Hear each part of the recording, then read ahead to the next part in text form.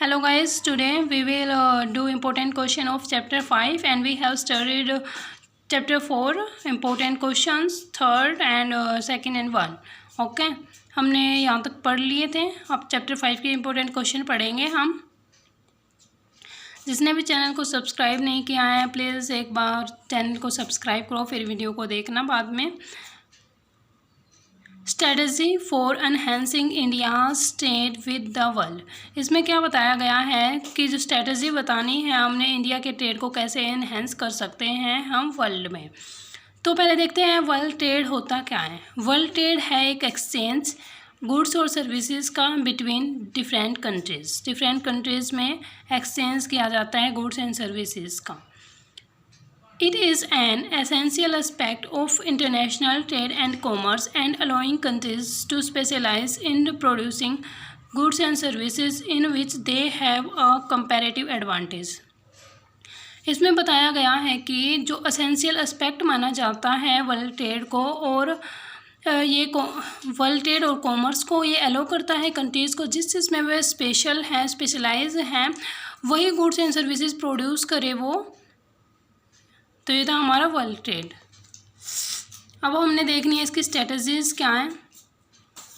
Diversify export product.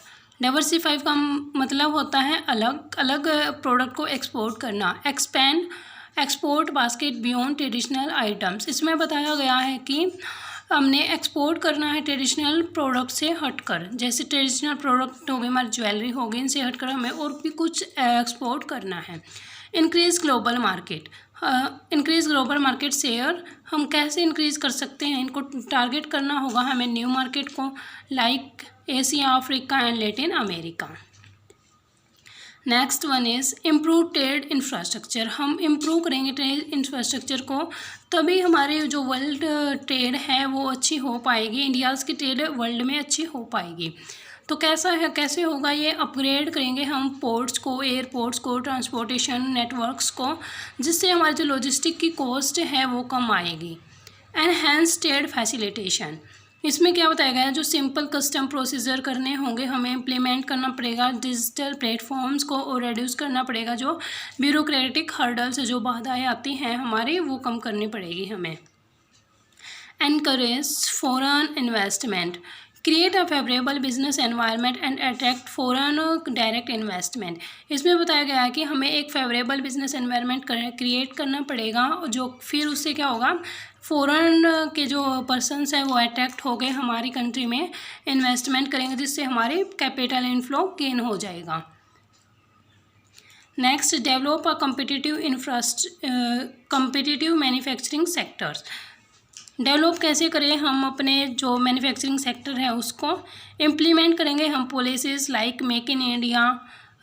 इस तरह की पॉलिसी को हम इम्प्लीमेंट करेंगे तो क्या होगा जो हमारी डोमेस्टिक मैन्युफैक्चरिंग है वो बूस्ट हो जाएगी. Next strength trade relation with neighbouring countries.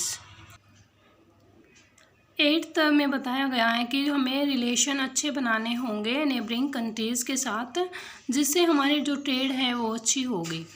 Encourage करेंगे हम इनोवेशंस को, रिसर्च एंड डेवलपमेंट को to create high value export product जिससे कि जो हमारे हम एक्सपोर्ट कर सकें बहुत ज़्यादा वैल्यू में. Develop a skilled workforce. हमें डेवलप करने पड़ेंगे जो स्किल वर्कफोर्स है वो ताकि वो उसको सभी रूल्स एंड रेगुलेशंस पता हो कि कैसे क्या करना है. तो इससे क्या होगा हमारे इंडिया की ट्रेड है वो वर्ल्ड में एनहेंस हो पाएगी.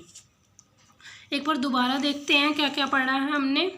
वर्ल्ड ट्रेड होती क्या है. ये दो कंट्रीज़ के बीच में एक्सचेंज होता है गुड्स एंड सर्विसेज का और जो कंट्री ज़्यादा जिस चीज़ में स्पेशलाइज होती है वही प्रोडक्ट्स प्रोड्यूस करती हैं और उसे क्या कंपैरेटिव एडवांटेजेस भी मिलते हैं. अब देखते हैं स्ट्रेटजी क्या है. Diversify export product. डाइवर्सिफाई करते हैं मतलब कि एक ऐसा प्रोडक्ट एक्सपोर्ट करना है उन्हें ट्रेडिशनल से हटके. ठीक है, मतलब अलग प्रोडक्ट जो पहले वो प्रोडक्ट एक्सपोर्ट करते थे उससे अलग एक्सपोर्ट करने हैं. ठीक है. नेक्स्ट है increase global market share. Global market share कैसे इंक्रीज़ होगा हमारा. हमें टारगेट करना पड़ेगा न्यू मार्केट को like Asia, Africa, Latin America. Improve trade infrastructure, ये हम कैसे इम्प्रूव कर सकते हैं, जो पोर्ट है, एयरपोर्ट है, ट्रांसपोर्टेशन है, इसकी कॉस्ट को रिड्यूस करके इसके मतलब कि इसको, तो फिर क्या होगा, हमारे जो लॉजिस्टिक कॉस्ट है वो कम आएगी, उनको इम्प्रूव करके ट्रांसपोर्टेशन को। Enhance trade facilitation, simple custom procedure follow करने पड़ेंगे, एक डिजिटल प्लेटफॉर्म इम्प्लीमेंट करना पड़ेगा और रिड्यूस कर सकते हैं हम जो ब्यूरोक्रेटिक हर्डल्स आते हैं। एनकरेज फॉरेन इन्वेस्टमेंट, जो कि हमारी फॉरेन इन्वेस्टमेंट है उसको एनकरेज करें, कैसे, एक फेवरेबल बिजनेस एनवायरनमेंट बनाना पड़ेगा जिससे जो फॉरेन पर्सनस हैं वो अट्रैक्ट होंगे, फॉरेनर्स अट्रैक्ट होंगे और हमारे यहाँ डायरेक्ट इन्वेस्टमेंट कर देंगे। Develop competitive manufacturing sectors, implement करनी पड़ेगी हमें policies like make in India, जो डोमेस्टिक मैन्युफैक्चरिंग को बूस्ट करने के लिए।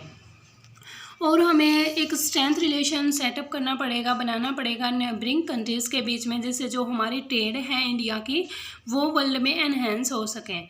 Encourage innovations and research and development to create high value export, इसमें बताया गया है जो इनोवेशंस करनी पड़ेगी, हमें नए नए प्रोडक्ट्स निकालने पड़ेंगे, देखने पड़ेंगे, उनके फीचर्स को चेंज करना पड़ेगा, और जिससे कि जो हम हाई वैल्यू एक्सपोर्ट कर सकते हैं प्रोडक्ट्स के। डेवलप आ स्किल्ड वर्कफोर्स, हमें जो वर्कफोर्स है, एम्प्लॉयज़ हैं, उनको स्किल लेके आने पड़ेंगे, उनको बार बार चेंज करना पड़ेगा, जो उनका माइंड सेट है उन्हें ज़्यादा नॉलेज होनी चाहिए, और टाइम के अकॉर्डिंग हमें अपने प्रोडक्ट्स को मॉडर्नाइज भी करना पड़ेगा। तो ये थे हमारी स्ट्रैटेजीज जो कि एनहेंस करती हैं इंडिया की ट्रेड को वर्ल्ड में। ठीक है, इससे नेक्स्ट वीडियो में हम चैप्टर 6 के इम्पोर्टेंट क्वेश्चन पढ़ेंगे, और प्लीज़ चैनल को सब्सक्राइब कर लेना। Thank you a lot.